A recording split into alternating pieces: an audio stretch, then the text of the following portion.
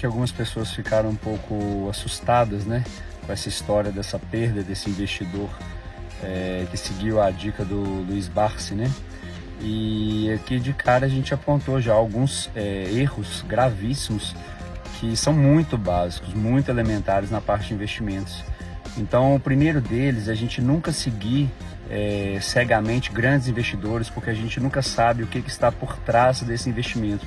No caso do investimento do Barsi sobre o IRB, um dos interesses dele é eleger a filha como um dos membros do conselho, que tem salários altíssimos anuais, simplesmente por ser membro do conselho, independente da recuperação ou não da companhia.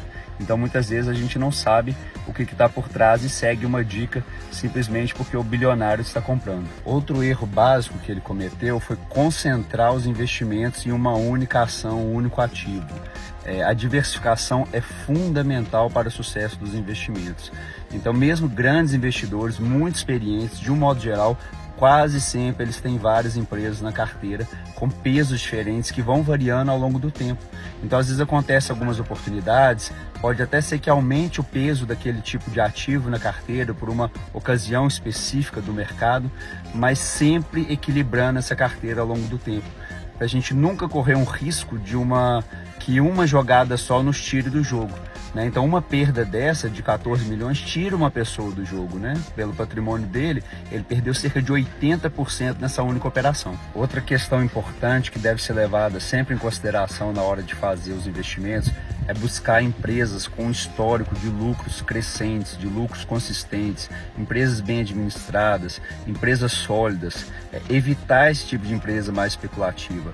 Para o Barsi, além de ter esse interesse de colocar a filha no conselho de administração, para ele é troco de pão, né? O investimento que ele fez lá em relação ao patrimônio dele, que é superior a 4 bilhões de reais. Então, se pegar o percentual que ele colocou nessas ações do IRBR, é muito pouco em relação ao patrimônio dele. Então, a gente deve sempre buscar empresas sólidas, empresas com lucros que crescem ao longo do tempo. Quando um investidor compra um ativo sem conhecer bem o que é a empresa, o que ela faz, a situação financeira da empresa, pelo menos o básico, se tem lucro consistente ou não. Quando ele entra num investimento que ele não conhece, que não tem base, um investimento especulativo, ele quer realmente dar uma grande tacada, né? Ele quer ganhar muito dinheiro de uma vez. E essa ganância quase sempre, né, vamos falar assim, 99% das vezes, mais dia, menos dia, ela vai representar uma perda para esse investidor. Pode até dar certo algumas vezes, né, alguns ativos mais especulativos sobem mais forte em alguns momentos e dão essa ilusão de que ele vai deixar a pessoa rica, né? Então, a pessoa que tem coragem de colocar um valor tão alto do patrimônio num ativo assim, que não tem solidez, que não tem consistência, que não tem base para o investimento, ela tem que saber que ela está correndo um risco muito alto de perder tudo que ela está colocando. E por último, um erro muito comum que eu vejo os investidores cometendo é justamente não assumir a responsabilidade sobre o seu investimento. Então, toda vez que você compra um ativo, qualquer ele que seja, se você investe na renda fixa, se investe em ações, investe em outros tipos de investimento, a gente sempre tem que assumir a responsabilidade do risco daquela operação, entender o que está sendo feito, porque é muito comum as pessoas delegarem isso para terceiros, colocarem fundos de investimento que nem conhecem como que é gerido, não tem noção do que está fazendo, para depois ficar culpando. Ah, caiu, perdi aqui muito dinheiro. Não, mas o problema não é meu, não.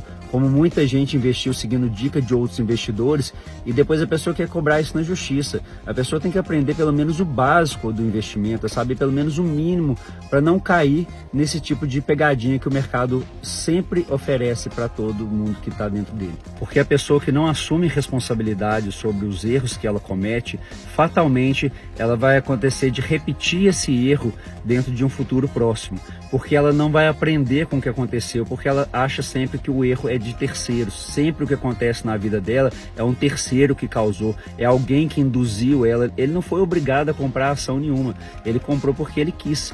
Então, sinceramente, eu acho que esse seria o principal dos erros que ele cometeu diante dessa essa operação aí, que realmente deu tudo errado.